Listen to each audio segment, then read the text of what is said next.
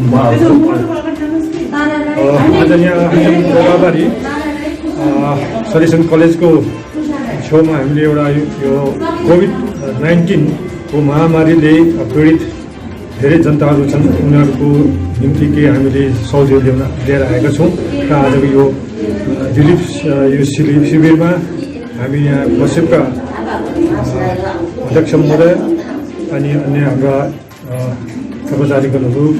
मेम्बरहरू यहाँ आउनुभएको छ र यहाँ विशेष त के भनेदेखिलाई केही दिन अघि हामी बालासनमा यसरी नै रिलिफको सम्बन्ध गर्दाखेरि चाहिँ यहाँ माथि रिङटोङको माथि र गोराबारीको मुन्तिरका गाउँका मानिसहरूले हामीलाई पनि त्यत्तिकै दुःख परेको छ, हामीलाई पनि पुरा मर्का परेको छ, हाम्रो केही काम जानु छैन र हामीलाई तपाईँहरूले अलिक सहयोग पुऱ्याइदिए त राम्रो हुन्थ्यो भन्ने कुरा गर्नुभएको थियो त्यस्तै 2 हप्ता अगाडि। अन्त हामीले सोच्यौँ यो त कुरो ठिकै हो, हामीले गर्नुपर्ने हो, किन तल कमानहरू बन्छ, फेरि धेरैको अहिले कामदाम र छैन र त्यसले गर्दाखेरि हामीले यो कुरो चाहिँ गर्नुपर्छ भनेर सोच्दाखेरि हामी त लन्डनमा हाम्रो साथीहरू छन्, यो दार्जिलिङ हिमाल रेलवे लन्डन सोसाइटी लन्डनमा छन्, उनीहरूलाई पनि हामीले खबर गऱ्यौँ यहाँ दार्जिलिङमा निकै यस्तो मर्का परिरहेका छन् मानिसहरूलाई आर्थिक रूपले, भन्दाखेरि उहाँले पनि केही मात्रामा हामीलाई आर्थिक सहयोग पुर्याउने भए र उहाँले हामीलाई केही आर्थिक सहयोग पुर्याउँदाखेरि अस्ति हामीले 4-5वटा गाउँमा पनि हामीले यसरी नै रिलिफको सामान पुर्यायौँ र आज यहाँ केही सामानहरू लिएर हामी 30वटा परिवारलाई चाहिँ पुग्दो हामीले खाद्य पदार्थहरू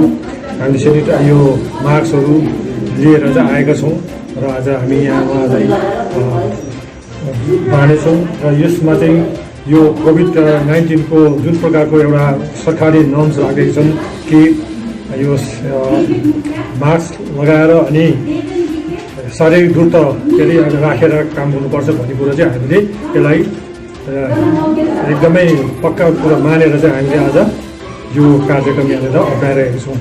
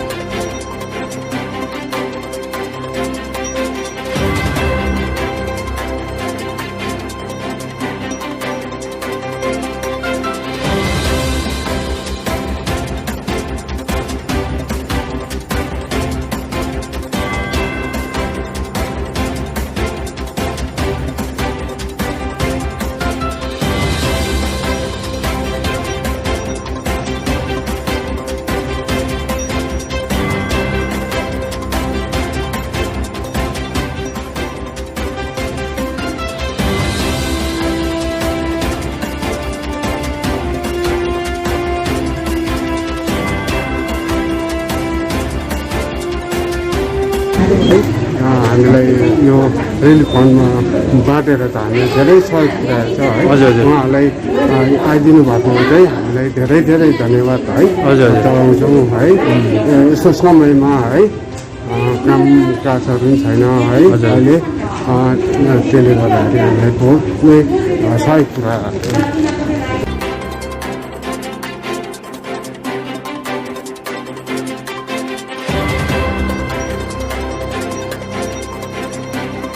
यो कोभिड-19 को महामारीले गर्दाखेरि अहिले हाम्रो पहाडी अञ्चलमा विशेष गरेर गाउँ बस्तीमा खुबै मानिसहरूलाई आर्थिक स्थितिले मर्का पारिरहेको छ र धेरै मानिसहरू एकदमै अहिले बाँच्न पनि अहिले उनीहरूलाई कठिन परिरहेको छ, किनकि धेरै मानिसहरू अहिलेको काम धन्दा छैन। उनीहरू कुनै काम धन्दा नभएको कुनै कमाइ छैन। फेरि अर्को कुरो उनीहरूको जो आफ्नो कमाइ गर्ने छोराछोरीहरू बुढाहरू जो छ, अब घरका मानिसहरू थिए उनीहरू बाहिर गएका थिए कमाउनु, उनीहरू सबै घरमा फर्केर आएका छन् र अब काम धन्दा छैन, तर घरमा परिवार बेसी भएर बसेका छन् र उहाँहरूलाई एकदमै अहिले जिउन गाह्रो परिरहेको छ। उनीहरू सरकारबाट चामल आटा त दिइरहेको छ, तर त्यतिले मात्र भएन। यो बिमारी यस्तो खालको छ कि हाम्रो मानिसमा अलिक तागत छैन भने, शक्ति छैन भने यो रोग प्रतिरोधक क्षमता कम्ती भएर गउने यो बिमारी उहाँहरूलाई लाग्छ नै र सताउँछ र ज्यान पुग्न हुनसक्छ। र त्यसले गर्दाखेरि हामीले सोच्यौँ यस्तो गरिब परिवार जो चाहिँ एकदमै उनीहरूलाई आर्थिक स्थितिले साह्रो पाइरहेको छ र त्यस्तो ठाउँमा चाहिँ हामी यो फोर्सेप संस्थाले चाहिँ उहाँहरूलाई केही भए पनि हामीले खाद्य पदार्थहरू जो चाहिँ अलिक पौष्टिक आहार हुन्छ त्यो बाँड्नको निम्ति हामीले चालिँदै जाने कोसिस गऱ्यौँ। र यसमा के छ भनेदेखिलाई अब हाम्रोमा त यो एउटा एनजिओ भएको हुनाले त्यति हाम्रोमा पैसा रुपियाँ त छैन र हामीले हाम्रो साथीहरू छन् लन्डनमा, जो डिएचआर लन्डन सोसाइटी भन्छ, दार्जिलिङ हिमाल रेलवे लन्डन सोसाइटी, उहाँसँग हाम्रो राम्रो सम्बन्ध छ। धेरै अघिदेखि उहाँसँग हाम्रो सम्बन्ध भएको हुनाले र उहाँले हामीले पर्यावरण सम्बन्धी धेरै कामहरू यसरी गर्नुपर्छ भन्ने कुरो लिएर उहाँले हामीलाई आर्थिक सहयोग दिनुहुन्थ्यो केही मात्रामा। र उहाँले यसपालि उहाँले के भन्यो भनेदेखिलाई यसपालि यो महामारी एकदमै डरलाग्दो प्रकारले बढेर जाँदैछ र तपाईँहरूले बरु यो जो पैसा सधैँ हामी पठाउँछौँ त्यो चाहिँ यो महामारीमा मान्छेहरू जो पीडित छन् उनीहरूलाई सहयोग पुऱ्याउनुहोस् भनेर हामीलाई भन्नुभयो। हामीले सोच्यो ठिकै हो कुरा र हामीले यसरी नै हामीले यो आज गोराबारीमा 24 तारिक दिन आयौँ र गोराबारीको विशेष यहाँ तर हिङटोलको थाप्लोमा रहेका कति गरिब मानिसहरूले अस्ति नै हामीलाई भनेका थिए कि हामीलाई तपाईँहरूले अलिक केही सहयोग पुऱ्याइदिनुहोस् भन्ने कुराहरूलाई चाहिँ आज हामी गोराबारीमा आयौँ र यहाँनिर हामीले बाँड्ने काम गऱ्यौँ र मानिसहरू थुप्रै नै रहेछन् यस्ता गरिब परिवारहरू। हामीले त 30 जना मात्र सोचेका थियौँ, तर अझै रहेछ यहाँनिर 40-50 जना नै रहेछन्। र पनि हामीले उहाँहरूलाई 35 जनालाई चाहिँ आज केही खाद्य पदार्थहरू दियौँ, मास्कहरू लगाइदियौँ र उहाँलाई सम्झायौँ बुझायौँ पनि। विशेष यो बिमारी यो महामारीमा चाहिँ कसरी आफूलाई सतर्क रहनुपर्छ, कसरी आफूले बचाउनु पर्ने, आफूलाई बचाएर परिवारलाई बचाएर गाउँलाई बचाउनु पर्ने कुरामा हामीले उहाँलाई बतायौँ। र सरकारको जुन चाहिँ आदेश छ कि यो महामारीमा चाहिँ के गर्नुपर्ने हो, कसो गर्नुपर्ने त्यो पनि उहाँलाई हामीले अलिअलि बतायौँ। र सबैजना यसमा स्तम्भ हुनुपर्छ, आफूले आफूलाई याद गर्नु पर्यो र विशेष सरकारले दिएको निर्देशलाई चाहिँ हामी पालन गर्नुपर्छ। सोसियल डिस्टेन्सिङ भन्ने कुरो, मास्क लगाएर हिँड्नुपर्ने र नयाँ मान्छेहरू जो बाहिरबाट आउँदैछन् उनीहरूलाई पनि हामीले जति सक्दो चाहिँ सरकारको क्वारेन्टाइन सेन्टरमा चाहिँ पठाउने एउटा काम गर्नुपर्छ। र त्यो सकेर पनि उनीहरू अब घरमा फर्किने भने घरमा पनि क्वारेन्टाइनमा बस्नुपर्छ केही समयसम्म। त्यो चाहिँ हामीले उहाँलाई बताउनु पर्ने कुरो थियो, धेरै अघि बताएको पनि, आज पनि हामीले बतायौँ। र यो कुरो चाहिँ छ र फोर्सेपले चाहिँ अब अझै 3-4वटा गाउँमा हामीलाई खबर पठाएको छ कि हाम्रोलाई पनि अलिक तपाईँहरूले सहयोग पुऱ्याइदिनुहोस् भन्दाखेरि अब हामी फेरि अन्य ठाउँहरूमा जाने विचार गरेका छौँ।